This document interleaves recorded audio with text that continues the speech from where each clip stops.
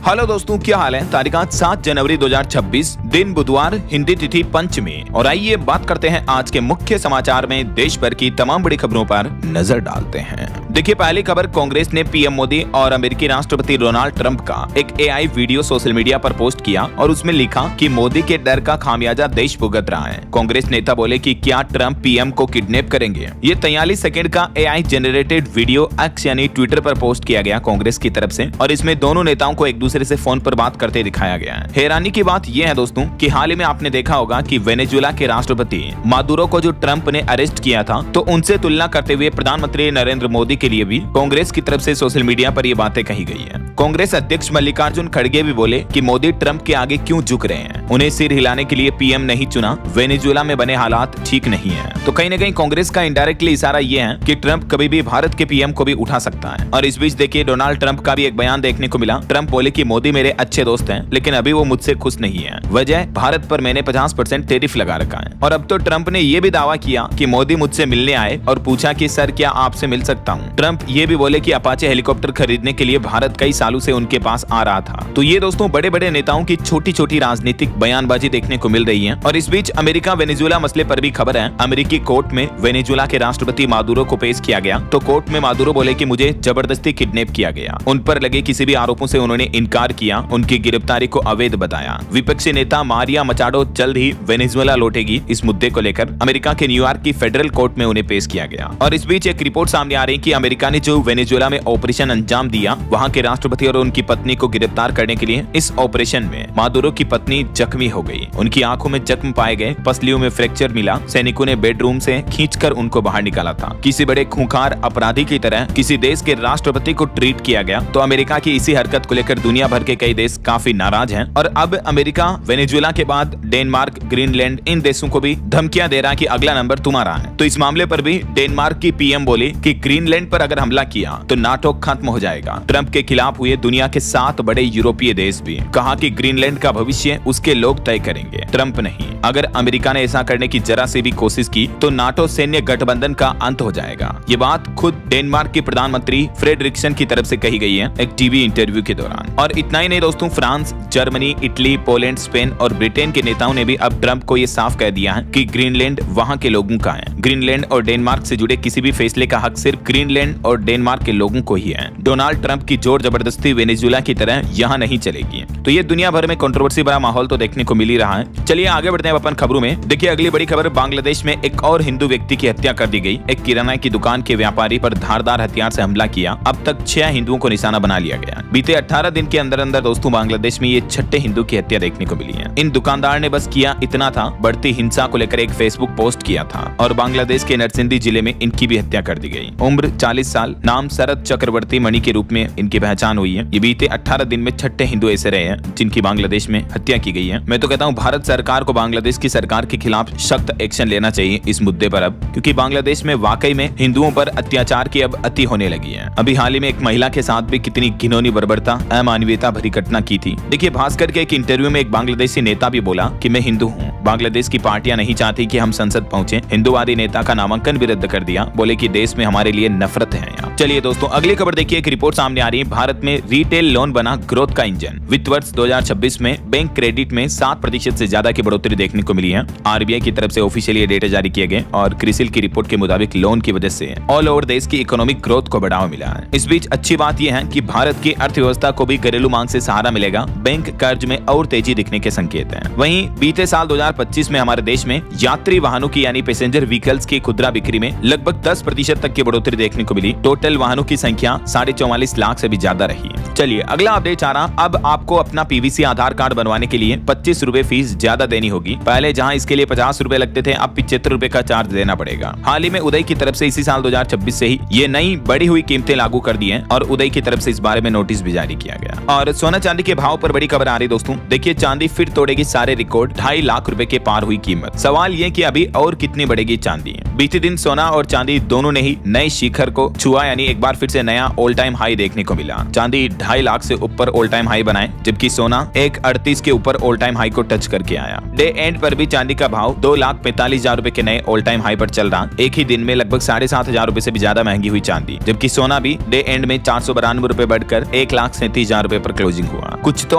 अभी America Venezuela का जो मसला हुआ उस वजह से भी सोना चांदी में ये बड़ा हाइक देखने को मिला है एकदम से, क्योंकि दोस्तों जब भी दुनिया में किसी तरह का इस तरह के टेंशन भरे हालात बनते हैं ना, तो सोना चांदी की कीमतें अचानक बढ़ती हैं, राइट। अब देखते हैं, ये तो वक्त ही बताएगा कि आखिर 2026 में सोना चांदी की कीमतें और भी बढ़कर किस हद तक पहुंच सकती हैं। वैसे कुछ मार्केट एक्सपर्ट्स का अनुमान और कुछ बड़ी भविष्यवाणियों की रिपोर्ट्स तो मैंने आपको डीएलएस न्यूज चैनल पर बताई थी पहले भी। चलिए फिलहाल देखिए अगली खबर। रिलायंस कंपनी ने रूसी तेल आने की खबर को गलत बताया। कंपनी बोली कि ये पूरी तरह से झूठा है, हमारी छवि खराब करने की कोशिश की जा रही है। बीते दिन जो मीडिया रिपोर्ट्स में ये दावा किया जा रहा था कि रूसी तेल लदे जहाज उसकी जामनगर रिफाइनरी आ रहे हैं, तो इन दावों को गलत और भ्रामक बताते हुए मुकेश अंबानी ने खुद ये क्लेरिफिकेशन जारी किया। वहीं दोस्तों अडानी कंपनी की तरफ से जो बीते दिन 1,000 करोड़ का इन्वेस्टमेंट बॉन्ड निकाला गया था, वो सिर्फ 45 मिनट में ही फुल भर गया। 8.90% तक सालाना ब्याज मिलेगा इस पर। और बैंक लोन पर एक अच्छी रिपोर्ट आ रही कि इस साल 2026 में भी 0.5% और घट सकती है रिजर्व बैंक की रेपो रेट ब्याज दरें। बीते साल 2025 में आपको पता होगा आरबीआई की तरफ से लगभग 1.25% तक की कटौती की गई थी रेपो रेट में। तो फिलहाल रिपोर्ट्स में बताया जा रहा है कि इन दरों के बावजूद भी रिजर्व बैंक के पास अभी गुंजाइश अवेलेबल है, यानी इस साल 2026 में भी बैंक लोन वगैरह और सस्ते होने की उम्मीद है अगर रिजर्व बैंक 50 बेसिस पॉइंट की और कटौती करता है तो। आईआईएफएल कैपिटल की तरफ से ये ताजा रिपोर्ट जारी की गई है रेपो रेट की ब्याज दरों को लेकर, है ना। तो ये तो खैर पता चलेगा रिजर्व बैंक आरबीआई की अगली जब एमपीसी मीटिंग बैठकें वगैरह होगी तभी। फिलहाल देखिए आप अगली खबर। गुजरात और कर्नाटक राज्य में 7 कोर्ट को बम से उड़ाने की धमकी दी गई। उत्तर प्रदेश में भी ट्रेन में बम की खबर मिली। इंस्पेक्टर ने डंडे से खींचा एक संदिग्ध बैग भी। केरल में 12 देशी बम भी बरामद हुए हैं। बीते दिन देश भर में गुजरात, उत्तर प्रदेश, कर्नाटक समेत अलग अलग जगहों पर बम से उड़ाने की ये धमकियां मिली कुछ असामाजिक तत्वों की तरफ से। हालांकि सभी मामलों में पुलिस और बम स्क्वाड ने मौके पर जांच की, लेकिन किसी भी कोर्ट या ट्रेन में कोई संदिग्ध वस्तु नहीं मिली है।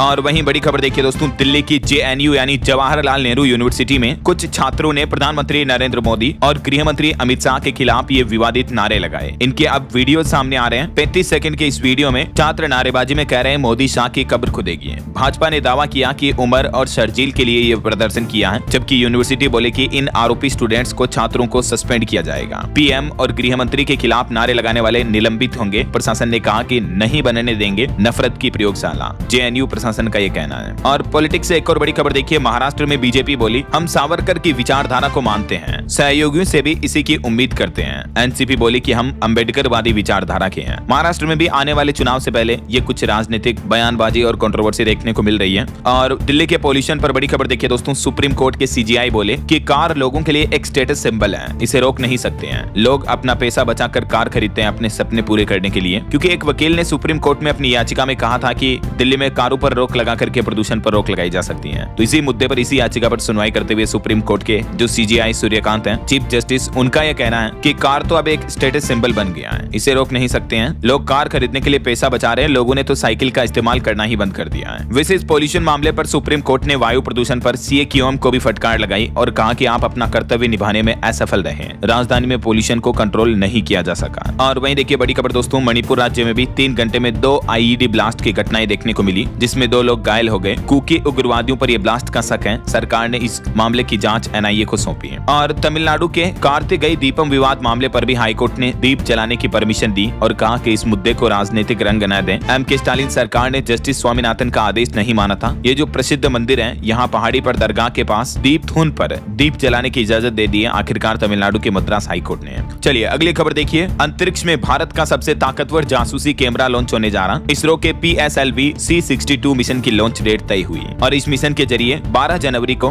भारतीय अंतरिक्ष agency ISRO EOS N1 satellite space में भेजेगा। इसके साथ ही 18 अन्य पेलोड की भी लॉन्चिंग होगी। ये सैटेलाइट के जरिए कृषि निगरानी, शहरी मैपिंग और पर्यावरणीय अध्ययन के लिए इसको डिजाइन किया गया है। तो कहने का मतलब अंतरिक्ष से अब इसरो की पैनी नजर रहेगी धरती पर। अंतरिक्ष के क्षेत्र में भारत के लिए ये एक और बड़ी उपलब्धि हासिल होने जा रही है 12 तारीख को, है ना। इस साल 2026 की अपनी पहली ऑर्बिटल लॉन्चिंग करने जा रहा है इसरो। और खबर है दोस्तों, आईटी मंत्रालय ने ग्रोक को लेकर एक्स यानी ट्विटर की एक्शन रिपोर्ट जमा करने की डेडलाइन भी 7 जनवरी तक बढ़ाई। पहले 5 तारीख थी, तो आज लास्ट डेट है इसकी।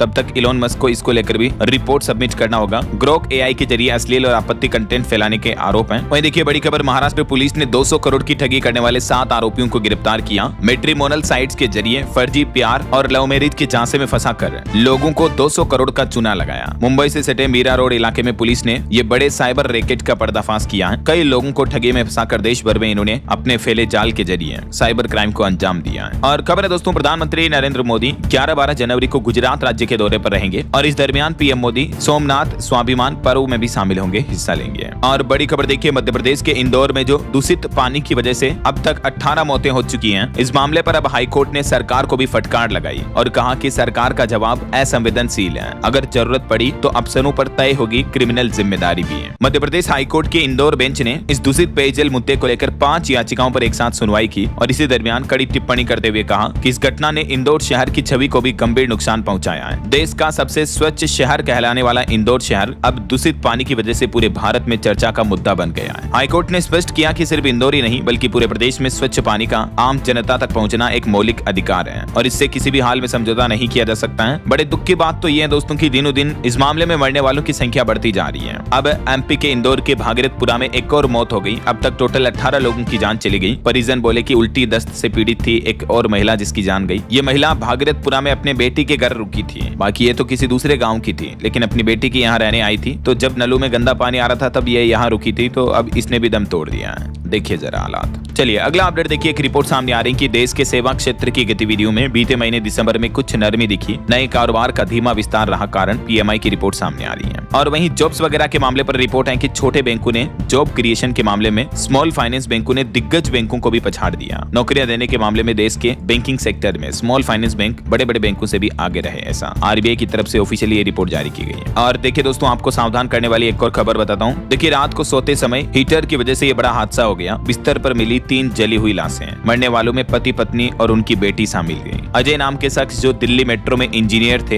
ये फ्लैट में रहते थे। रूम हीटर जलाकर पूरा परिवार सोया था। आग लगने की वजह से नींद में सभी बेहोश हो गए, तो आग लगने का पता नहीं चल पाया और तीनों जलकर मारे गए। उत्तर पश्चिमी दिल्ली के आदर्श नगर इलाके में यह मामला देखने को मिला है। ऐसे कभी भी रात में सोते समय दोस्तों अंगीठी जलाकर या हीटर जलाकर ना सोएं। इसकी बजाय तो आप 2 कंबल ओढ़कर सो जाएं तो ज्यादा अच्छा है, क्योंकि अक्सर सर्दियों के दिनों में इस तरह की घटनाएं देखने को मिलती रहती हैं। पूरे के पूरे परिवार खत्म हो जाते हैं। और वहीं खबर देखिए, दुनिया का सबसे ऊंचा शिवलिंग आखिरकार अपने गंतव्य स्थान विराट रामायण मंदिर में पहुंच चुका है। शिवलिंग के पहुंचते ही पूजा के लिए लोगों की भीड़ उमड़ी। अब 17 जनवरी को इस शिवलिंग की स्थापना की जाएगी और इस दरमियान 5 नदियों के जल से ये दुनिया के सबसे ऊंचे शिवलिंग महादेव का महाभिषेक होगा, जलाभिषेक होगा 5 नदियों के जल से। हेलीकॉप्टर के जरिए फूल बरसाए जाएंगे। बिहार के पूर्वी चंपारण के जानकीपुर में जो विराट रामायण मंदिर बन रहा है, यहाँ ये दुनिया का सबसे ऊंचा बड़ा शिवलिंग पहुंच चुका है। इन 5 पवित्र नदियों के जल का जलाभिषेक महादेव के शिवलिंग स्थापना के दौरान किया जाएगा। आप भी घर बैठे ही दर्शन कर लीजिए। लोग तो पूजा के लिए उमड़ पड़े जैसे ही शिवलिंग पहुंचा यहाँ पर तो। और वहीं खबर देखिए दोस्तों, उत्तराखंड कुंभ में इस बार मुस्लिमों की नो एंट्री की मांग की जा रही है। हिंदू संगठन बोले कि 1936 का कानून लागू करे सरकार, तो मुख्यमंत्री पुष्कर सिंह धामी बोले कि सोच समझकर इस मामले पर फैसला लेंगे।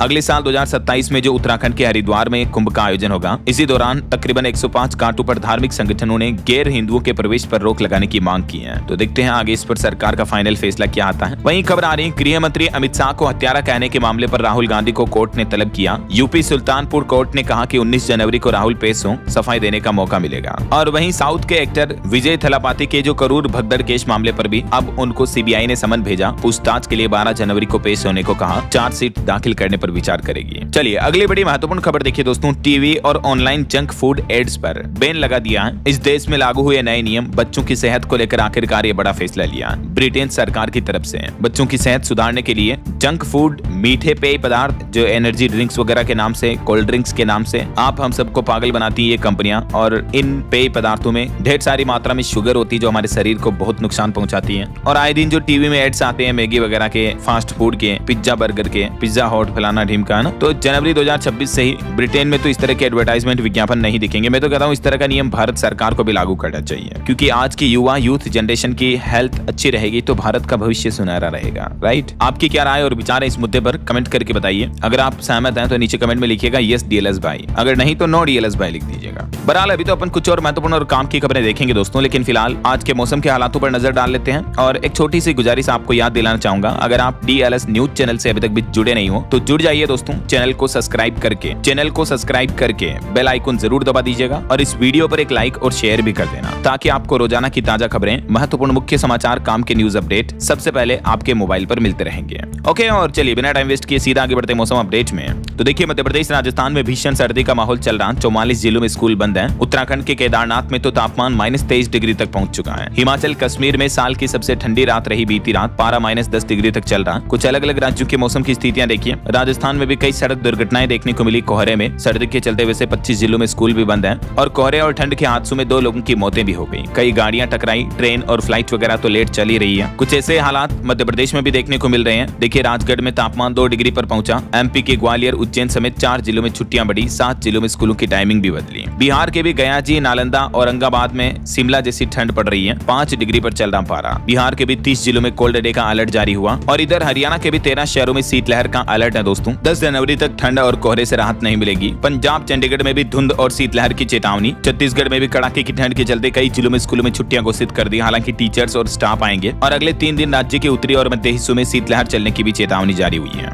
पहाड़ी राज्यों की बात करें तो उत्तराखंड के 3 जिलों में बर्फबारी के आसार हैं। केदारनाथ में तो तापमान -23 डिग्री सेंटीग्रेड चल ही रहा है। पहाड़ों में पाला गिरा और मैदानी इलाकों में घना कोहरे का भी अलर्ट है। वहीं इधर हिमाचल प्रदेश में देखिए, बर्फ देखने टूरिस्ट पहुंच रहे हैं। अटल टनल में ट्रैफिक जाम में फंसे कई टूरिस्ट भी। और उत्तर प्रदेश में भी कोहरा और शीतलहर का डबल अटैक देखने को मिल रहा है। अगले 4 दिन तक सफेद चादर ओढ़े रखेगी प्रदेश को। यूपी में कुछ जिलों में तो तापमान 2.5 डिग्री सेंटीग्रेड तक पहुंच चुका है। अभी 8वीं तक के स्कूल बंद है ज्यादातर जिलों में। 40 जिलों में कोहरे की चेतावनी, 50 फ्लाइट्स भी लेट हुई। और इतने बड़े ठंड के हालातों में उत्तर प्रदेश के हॉस्पिटल में हार्ट के मरीज भी 50% तक बढ़ गए हैं। देखिए जरा, ठंड में हार्ट के पेशेंट बहुत ज्यादा देखने को मिलते हैं। बिहार में तो मौसम विभाग का कहना है कि पाकिस्तान की ओर से आ रही हवाओं ने बिहार में ठंड बढ़ाई। 40 सालों का रिकॉर्ड टूट गया। इस साल 2026 में बिहार में 1998 वाली सर्दी देखने को मिल रही है। लिटरली इतने गंभीर हालात चल रहे हैं। झारखंड में भी 7 जनवरी तक कड़ाके की ठंड की चेतावनी। 8 जिलों में शीतलहर का येलो अलर्ट है। बाकी और भी दोस्तों, अगले 24 घंटों के दौरान देश भर में मौसम की संभावित गतिविधियां क्या रह सकती हैं, तो कहां बारिश वगैरह की चेतावनी है। बर्फबारी और बारिश का अलर्ट तो पहाड़ी राज्यों में है।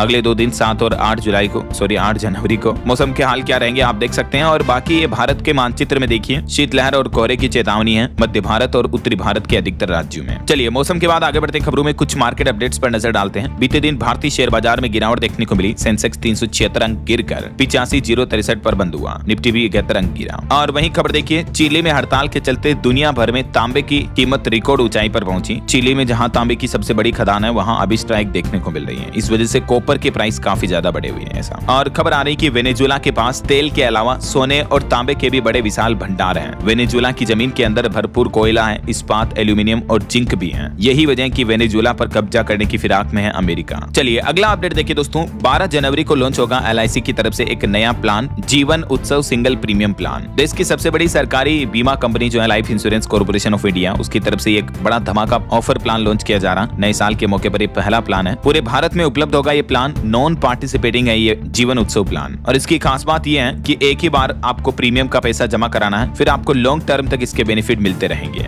और वहीं खबर है, भारत नहीं रोकेगा रूस से तेल आयात। अमेरिका से समझौते पर हड़बड़ी नहीं की जाएगी, बल्कि निर्यात कांटे की भरपाई के लिए विकल्पों की तलाश की जा रही है। भले ही अमेरिकी राष्ट्रपति ट्रंप चेतावनी देते आ रहे हो, लेकिन भारत उसके बावजूद भी रूसी तेल आयात को पूरी तरह से बंद नहीं करेगा। ये सरकार का प्लान है। और नौकरियों को लेकर एक चौंकाने वाली रिपोर्ट सामने आ रही है कि देश की बड़ी आबादी का लाभ उठाने के लिए 10 करोड़ नई नौकरियां जरूरी हैं। नेस्कॉम समेत 3 संगठनों ने ये नई पहल भी शुरू की है। भारत में तेजी से बढ़ती कामकाजी आबादी के बीच रोजगार की कमी जहां एक बड़ी चुनौती बन रही है, इसी को देखते हुए उद्योग जगत के वरिष्ठ नेताओं ने 100 मिलियन जॉब्स नामक एक राष्ट्रीय पहल शुरू करने की घोषणा की है, जिसका मकसद ये है देश में अगले 10 सालों में 10 करोड़ नौकरियां पैदा करना है। तो कहीं न कहीं देश के बेरोजगार युवाओं के लिए अच्छी खबर है। ये नई पहल से आने वाले भविष्य में देश में अच्छी खासी जॉब्स, रोजगार देखने को मिलेंगे, प्राइवेट सेक्टर में ही सही। वैसे इस साल 2026 में भी जॉब्स की बाढ़ आएगी। भारतीय कंपनियां तकरीबन 1 करोड़ से भी ज्यादा नौकरियां देगी। ये लेटेस्ट रिपोर्ट सामने आ रही है। वहीं इंडियन रेलवे में भी बड़ी भर्ती का ऐलान हो चुका है। 10वीं पास युवाओं के लिए 22,000 पदों पर वैकेंसी निकली है और रेलवे जल्द ही इस भर्ती के लिए आवेदन प्रक्रिया शुरू करने जा रहा। 10वीं पास युवाओं को भी इस रेलवे भर्ती में मौका मिलेगा। रिपोर्ट्स के मुताबिक इस भर्ती प्रक्रिया में ऑनलाइन आवेदन करने की सुविधा 21 जनवरी से शुरू हो जाएगी और 20 फरवरी लास्ट डेट रहेगी। तब तक इच्छुक उम्मीदवार आवेदन कर पाएंगे। ग्रुप डी और लेवल 1 की ये भर्तियां हैं, ठीक है। और बाकी इसमें जरूरी योग्यता वगैरह, एज लिमिट क्या होगी और भी डिटेल आप जानकारी ऑफिशियल पोर्टल पर PDF नोटिफिकेशन में चेक कर लीजिएगा। चलिए अगली खबर देखिए। अब चेक बाउंस की शिकायतों में व्हाट्सएप और ईमेल के माध्यम से समन भेजा जाएगा। उत्तराखंड हाईकोर्ट की तरफ से यह बड़ा फैसला सुनाया गया है। और खबर है, रेलवे की अनूठी पहल, रन थ्रू ट्रेनों का ऐलान अनिवार्य होगा। लोको पायलटों के परिजनों से अपील की है कि सुनिश्चित करें पूरी नींद। हाल ही में रोजा में हुई रेल घटनाओं के बाद रेलवे प्रशासन और सतर्क हो चुका है और इसी कड़ी में रेलवे ने कदम उठाया। अब छोटे स्टेशनों पर भी रन थ्रू यानी बिना रुके व गुजरने वाली ट्रेनों का अनाउंसमेंट अनिवार्य कर दिया गया है। खबर है पंजाब बॉर्डर पर 100 करोड़ की हीरोइन समेत 4 तस्करों को गिरफ्तार किया गया, पाकिस्तान से जुड़े इनके तार पाए गए। वहीं सुप्रीम कोर्ट ने छात्र संघ चुनाव के लिए लिंग दोहा कमेटी के नियम लागू करने की याचिका भी खारिज कर दी है। और दोस्तों सुप्रीम कोर्ट में चुनाव आयोग के एसआईआर मुद्दे पर भी सुनवाई के दौरान चुनाव आयोग बोला कि उसे एसआईआर कराने का पूरा अधिकार है। सुप्रीम कोर्ट में इलेक्शन कमीशन बोला कि कोई विदेशी वोटर लिस्ट में न रहे, ये हमारी जिम्मेदारी है और संविधान में भी इसका जिक्र है। एसआईआर के खिलाफ कई सारी याचिकाओं पर बीते दिन सुप्रीम कोर्ट में सुनवाई हुई और इस दरमियान चुनाव आयोग ने भी अपना पक्ष रखा। अच्छा वैसे एसआईआर मुद्दे पर बात हो ही रही है तो इससे जुड़े कुछ और अपडेट देखिए दोस्तों। उत्तर प्रदेश में 12 करोड़ 55 लाख से भी ज्यादा मतदाता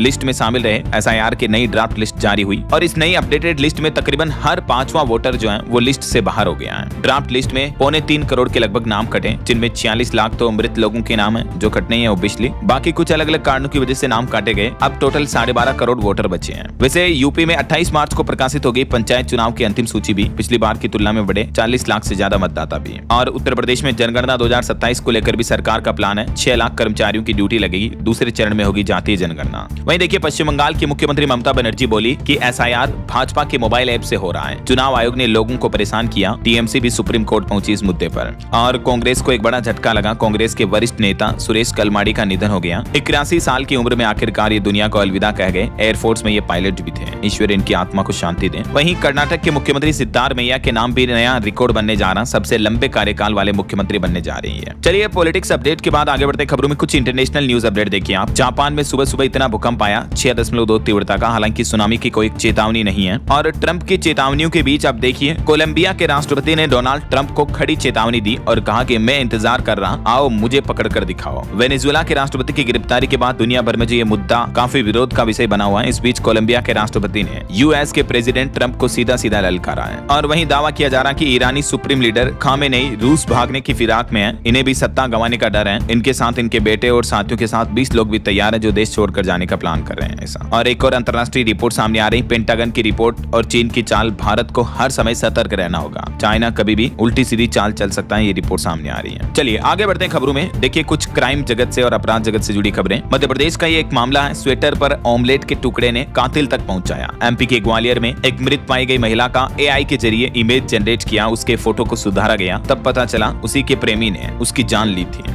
आखिरकार 8 दिन बाद एमपी पुलिस ने इस मामले की गुत्थी सुलझाई दी है। एआई तकनीक के जरिए ये देख सकते हैं इस फोटो को इस तरह से बनाया गया कि महिला कैसे दिखती होगी, क्योंकि जब महिला को मारा तो पत्थर से कुचलकर उसके तो सिर को ही फोड़ दिया, तो चेहरा भी अच्छे से पहचान में नहीं आ रहा था। वहीं हार्ट अटैक पर भी बड़ी खबर देखिए। 10 साल के बच्चे की मोबाइल फोन देखते हुए मौत हो गई। बच्चे को अचानक हार्ट अटैक आया और चंद मिनटों में दम तोड़ दिया। उत्तर प्रदेश का ये मामला है। चौथी में पढ़ता अभी तो ये बच्चा, देखिए यार। और एक बड़ी सड़क दुर्घटना देखिए। यूपी गोरखपुर में स्कॉर्पियो ने 5 लोगों को रौंदा, 2 के मौके पर मौत हो गई। छत्तीसगढ़ में भी ट्रक ने पिकअप को मारी टक्कर, 3 लोगों की मौत हो गई। चलिए आगे बढ़ते खबरों में। आपकी हेल्थ को लेकर एक और चौंकाने वाली रिपोर्ट सामने आ रही है कि जो लोग नाइट शिफ्ट में काम करते हैं उनमें कैंसर का खतरा भी बढ़ जाता है, मोटापा और बर्नआउट भी बढ़ता है। तो कहने का मतलब नाइट शिफ्ट में काम करने वाले लोग स्पेशल थोड़ा बहुत वर्कआउट करें, एक्सरसाइज योगा जरूर करें अपने शरीर को फिट रखने के लिए, है ना। और खबर है उत्तर प्रदेश में दिए जाएंगे 3.25 लाख से भी ज्यादा नए नल कनेक्शन। 33 पेयजल परियोजनाओं को मुख्य सचिव ने हरी झंडी दी। वहीं उत्तर प्रदेश में ओटीएस का दूसरा चरण शुरू हो चुका है। बिजली पावर कॉर्पोरेशन के एमडी बोले कि अच्छा काम करने वाले कर्मी पुरस्कृत भी होंगे। और खबर देखिए दोस्तों, यूपी नोएडा में फर्जी कॉल सेंटर का भंडाफोड़ आया। बीमा पॉलिसी रिन्यू के नाम पर 17 लाख की ठगी की, 13 आरोपियों को दबोचा गया। वैसे यूपी की योगी सरकार एक और प्लान कर रही है। अब आपका बिजली बिल 0 हो सकता है। यूपी के किसानों को 1.5 करोड़ तक सब्सिडी भी देगी, किसानों के लिए सोलर पावर प्लांट बढ़ावा देने के लिए। और मोबाइल फोन लॉन्चिंग पर खबर है। रेडमी नोट 15 स्मार्टफोन भारत में लॉन्च हुआ, शुरुआती कीमत 19,999। वहीं दोस्तों उत्तर प्रदेश के प्रयागराज में माघ मेले की ये ड्रोन तस्वीरें देखिए। 800 हेक्टेयर में तंबू नगरी का ड्रोन वीडियो सामने आ रहा। माघ मेले में भगवा रंग के पुल, साइबेरियन पक्षी भी पहुंचे हैं। वहीं खबर है क्राइम डॉक्यूमेंट्री सीरीज हनीमून से हत्या की रिलीज डेट तय हुई। रियल लाइफ मामलों पर आधारित है ये सीरीज, खास करके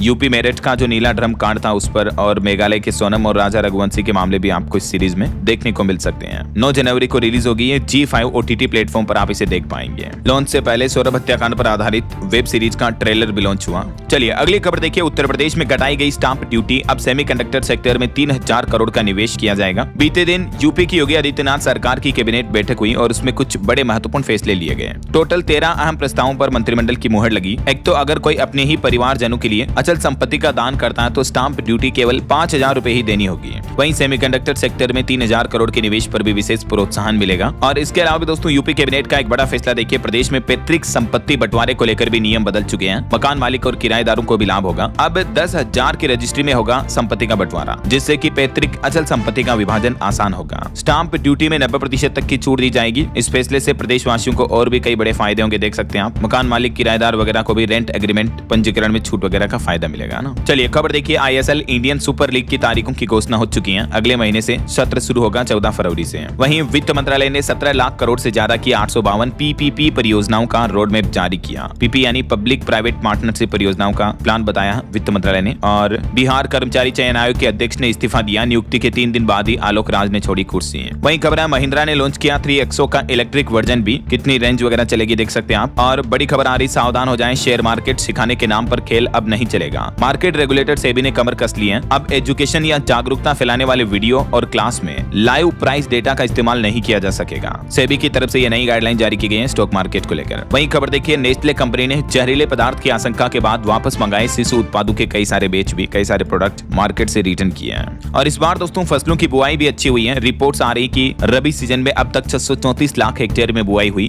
धान, मक्का और गेहूं तीनों में तेजी रही। जौ और चने में गिरावट देखने को मिली है। और वहीं खबर आ रही, राजस्थान के जयपुर में बनेगा बड़ा डेटा सेंटर। केंद्रीय मंत्री बोले कि जल्द इसका भूमि पूजन होगा। AI स्किलिंग के लिए भी 10 लाख युवाओं को ट्रेनिंग देंगे। राजस्थान में बीते दिन डिजिटल क्रांति अभियान की शुरुआत हुई। मुख्यमंत्री ने लॉन्च की AI ML नीति 2026। स्कूलों से लेकर गवर्नेंस तक दिखेगा बदलाव। और इसके साथ ही जयपुर में बड़ा डेटा सेंटर भी बनाया जा रहा है। वहीं राजस्थान विधानसभा का बजट सत्र भी 28 जनवरी से शुरू होगा। फरवरी के दूसरे सप्ताह में बजट आ सकता है। और भारत की एक बड़ी उपलब्धि देखिए, भारत बना दुनिया का सबसे बड़ा चावल उत्पादक देश। 15 करोड़ टन से भी ज्यादा उत्पादन के साथ चीन को पछाड़ चुका है भारत इस मामले में। वहीं खबर है, वायु प्रदूषण से लेकर सौर ऊर्जा तक भारत के वैज्ञानिकों ने बड़ी उपलब्धि हासिल की। राष्ट्रीय पर्यावरण मानक प्रयोगशाला का भी उद्घाटन किया केंद्रीय मंत्री डॉक्टर जितेंद्र सिंह ने। और एक बड़ी खबर सामने आ रही, फ्लैट और विला सौंपने का वादा कर 700 घर खरीदारों से की 360 करोड़ रुपए की बड़ी धोखाधड़ी। ऑडिट से पता चली गबन की राशि। ईडी की तरफ से जांच में यह बड़ा खुलासा सामने आ रहा है। प्री लॉन्च ऑफर के नाम पर लोगों के साथ ये बड़ी ठगी की गई। वहीं खबर है, अमिताभ बच्चन अब आपको पिलाएंगे सस्ता पानी। अंबानी ने ऐलान किया बिस्लेरी से सस्ता पानी का ब्रांड लॉन्च करने जा रहे हैं अंबानी। और इसके ब्रांड एम्बेसडर महानायक अमिताभ बच्चन को बनाया है। और खबर है, भारतीय रिजर्व बैंक RBI ने तय कर दी डिविडेंड बांटने की लिमिट। बैंकों को दे दिया स्पष्ट निर्देश भी है। इसके तहत कोई भी बैंक अपने शुद्ध लाभ के 75% से ज्यादा लाभांश नहीं दे पाएगा इन्वेस्टरों को डिविडेंड के रूप में, है ना। और खबर आ रही, बिहार में अब गांव में भी आपको अच्छा सस्ता इलाज मिल पाएगा। अगले 6 महीने में 352 ग्रामीण अस्पताल बनाए जाएंगे। बिहार की नीतीश सरकार की तरफ से यह बड़ी घोषणा की गई। वहीं हरियाणा में सरकारी दफ्तरों में AI की एंट्री होगी। 31 जनवरी को चंडीगढ़ में होगा मेगा वर्कशॉप का आयोजन। पंचकुला, गुरुग्राम बनेंगे AI हब। बिहार और हरियाणा में पेपर लीक मामले में भी EOU ने पटना से विपुल शर्मा को दबोचा, खोले कई राज। और यूपी लखनऊ की AI सिटी बनेगी देश का पहला क्लीन टेक हब। सोलर और ग्रीन हाइड्रोजन से मिलेगी इसको ऊर्जा भी। योगी सरकार का एक ग्रीन विजन है। वहीं दोस्तों 1 मार्च 2026 से ही रेलवे की तरफ से अपना एक मोबाइल एप्लीकेशन बंद कर दिया जाएगा। इसको लेकर आदेश भी जारी हो चुका है। मार्च 26 तक UTS मोबाइल ऐप बंद होगा और इसकी जगह अब केवल ही रेलवे का एक यूनिवर्सल ऐप चलेगा देश भर में, जिसका नाम है वन रेलवे ऐप। जो रेल वन मोबाइल ऐप है वो इसकी जगह लेगा। तो रेल वन से टिकट बुक करके आप अभी 3% तक की छूट वगैरह का लाभ भी ले पाएंगे अगले 6 महीने तक, है ना। वहीं खबर आ रही है, अब बिहार में बढ़ जाएगी CO साहब की जिम्मेदारी। राजस्व और भूमि सुधार विभाग ने इसको लेकर नया आदेश भी जारी किया। वहीं उत्तराखंड में अंकिता हत्याकांड को लेकर मुख्यमंत्री पुष्कर सिंह धामी का बड़ा बयान सामने आ रहा। उन्होंने कहा कि कोई भी दोषी नहीं बचेगा, माता पिता की बात मानेगी सरकार। और बिहार में 5.5 लाख से भी ज्यादा शिक्षकों के लिए भी, टीचर्स के लिए जरूरी खबर आ रही, अब प्रोजेक्ट आधारित ट्रेनिंग लेना जरूरी कर दिया है। बिहार शिक्षा विभाग की तरफ से यह निर्देश जारी किया गया। और उत्तर प्रदेश में देखिए दोस्तों, वाहनों की फिटनेस जांच को लेकर भी नियम बदल चुका है। यूपी परिवहन विभाग की तरफ से आदेश जारी किया गया। नए नियम के मुताबिक अब ऑनलाइन वाहन फिटनेस का स्लॉट बुक कराने पर ही आप नजदीकी ATS में अपना फिटनेस टेस्ट करवा पाएंगे। ये नया सिस्टम लागू हो चुका है ना। और खबर है, दिल्ली सरकार के अस्पतालों में विशेषज्ञ डॉक्टरों की तैनाती का रास्ता साफ हुआ। सीनियर रेजिडेंट भर्ती के नतीजे भी जारी हुए हैं। यूपी आगरा में पेड़ों की अवैध कटाई पर NGT ने केंद्र सरकार और यूपी सरकार को नोटिस दिया। 12 मार्च को अगली सुनवाई होगी इस मामले पर। और योगी कैबिनेट का एक मास्टर स्ट्रोक, 3000 करोड़ के सेमीकंडक्टर निवेश पर कंपनियों को बम्पर सब्सिडी देगी योगी सरकार, प्रदेश में सेमीकंडक्टर निवेश को बढ़ावा देने के लिए। और वहीं यूपी वाराणसी में बनेगा 500 बेड का मल्टी सुपर स्पेशलिटी हॉस्पिटल भी। योगी कैबिनेट में इस प्रस्ताव को भी मंजूरी मिली। और यूपी लखनऊ चौराहे में 1090 चौराहे से चलेगी डबल डेकर बसें। पर्यटन को बढ़ावा देने के लिए संस्कृति मंत्री इसको हरी झंडी दिखाएंगे। चलिए कुछ और स्टेट न्यूज अपडेट देख लेते हैं फटाफट से। देखिए, राजस्थान के हनुमानगढ़ में एथेनॉल फैक्ट्री फैक्ट्री के विरोध में एक बार फिर से इंटरनेट बंद हुआ। किसानों की महापंचायत भी होगी आज। और राजस्थान के बांसवाड़ा का ये मामला देखिए, चलती रोडवेज बस में ड्राइवर को हार्ट अटैक आ गया। हालांकि बस को रोक दिया था तो कोई बड़ी दुर्घटना नहीं हुई। वहीं राजस्थान में आर्मी डे परेड में ऑनलाइन रजिस्ट्रेशन से ही एंट्री मिलेगी। अब 15 जनवरी को जयपुर में आयोजित होगी है। इस पोर्टल के माध्यम से रजिस्ट्रेशन करवाया जा सकता है। और राजस्थान सरकार ने हाई कोर्ट में कहा कि एसआई की भर्ती रद्द करना गलत है। वहीं खबर है दोस्तों, मध्य प्रदेश में एमपी सरकार बाजार से 4000 करोड़ का और लोन लेने जा रही है। और मध्य प्रदेश भोपाल में भी कैबिनेट में मंत्रियों को टेबलेट बांटे गए। अब ई